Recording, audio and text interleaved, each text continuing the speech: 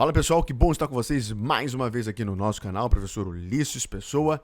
Não se esquece, se inscreve aí, dá um like no nosso vídeo para nós continuarmos propagando todas as informações referentes às ciências criminais.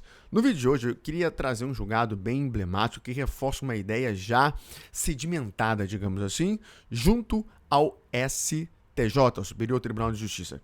O julgado é exatamente esse aqui, o agravo em recurso especial 22.837.04. E esse julgado reforça a ideia da aplicação, num caso específico, do princípio da insignificância. E que caso foi esse em específico, que circunstância foi essa em específico, que o STJ reforça a sua ideia de aplicação concernente ao princípio da insignificância. Foi esse aqui, ó, que furto de faca por si só não afasta a aplicação do princípio da insignificância. Em verdade, esse agravo em recurso especial está reforçando um outro agravo em recurso especial, que daqui a pouquinho eu já mostrarei para você, em relação à questão da faca.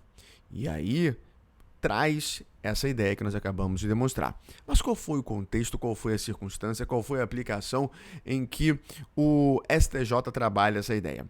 Em verdade, esse conjunto e essa construção em relação ao princípio da insignificância foi dado pelo desembargador emprestado ao STJ, João Batista Moreira, desembargador convocado, que absolveu o indivíduo acusado de furtar 2 barras de chocolate e uma faca no valor total de R$ 48,98, repara que eu estou frisando o valor, num mercadinho no interior de Minas Gerais. Então, esse foi o contexto em que o desembargador convocado, cedido ao STJ João Batista Moreira, absolve o indivíduo.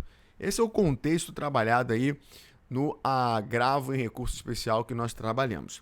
E aí, o desembargador, ele trabalhou sob 2 fundamentos para conceder e absolver, no caso, o indivíduo em questão. E os 2 fundamentos foram esses: o baixo valor dos bens subtraídos e o segundo, o precedente, que daqui a pouquinho nós já vamos ver, da própria corte do STJ, o qual o furto de faca por si só não demonstra maior reprovabilidade da conduta. Vou ser muito sincero com vocês, eu tenho uma implicância, digamos assim, muito grande em relação à questão do valor, porque eu penso, mas isso é um pensamento meu individual, eu penso que nós temos que levar em consideração muito mais a circunstância, o contexto em si, do que o valor propriamente dito. Entretanto, isso é levado em consideração pelos tribunais superiores, seja o STF, seja o STJ. Mas o que você precisa entender é que o desembargador, aqui no caso, utilizou estes 2 fundamentos que nós acabamos de verificar. Ele foi condenado, houve a apelação, e lá no Tribunal de Justiça de Minas Gerais, o tribunal, em segunda instância, evidentemente, entendeu o seguinte, abre aspas, peculiar contexto que envolve a ação criminosa. O indivíduo subtraiu um objeto extremamente perigoso, uma faca profissional de desossa, objeto que por sua própria essência é intimidador e pode vir a ofender gravemente a integridade física de outra. Então esse foi o contexto, esse foi o enfoque específico que o Tribunal de Justiça de Minas Gerais utilizou para não aplicar, portanto, o princípio da insignificância. Mas aí o desembargador explicou que a descaracterização de um delito por meio do princípio da insignificância está condicionada cumulativamente, preste atenção nisso, e por isso que eu deixei em vermelho, a mínima ofensividade da conduta do agente, a nenhuma periculosidade social da ação, ao reduzido grau de reprovabilidade do comportamento do agente e a inexpressividade da lesão jurídica provocada. Repara que esse entendimento que está em vermelho, que você está vendo agora, é tanto do STF quanto do próprio STJ.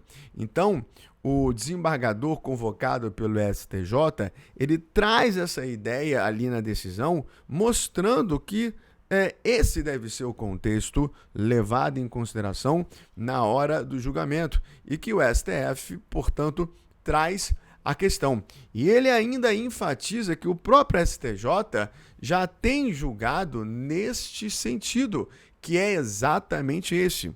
O agravo em recurso especial, esse é um outro, né? Ele leva em consideração esse, 754-804 da própria Corte do STJ.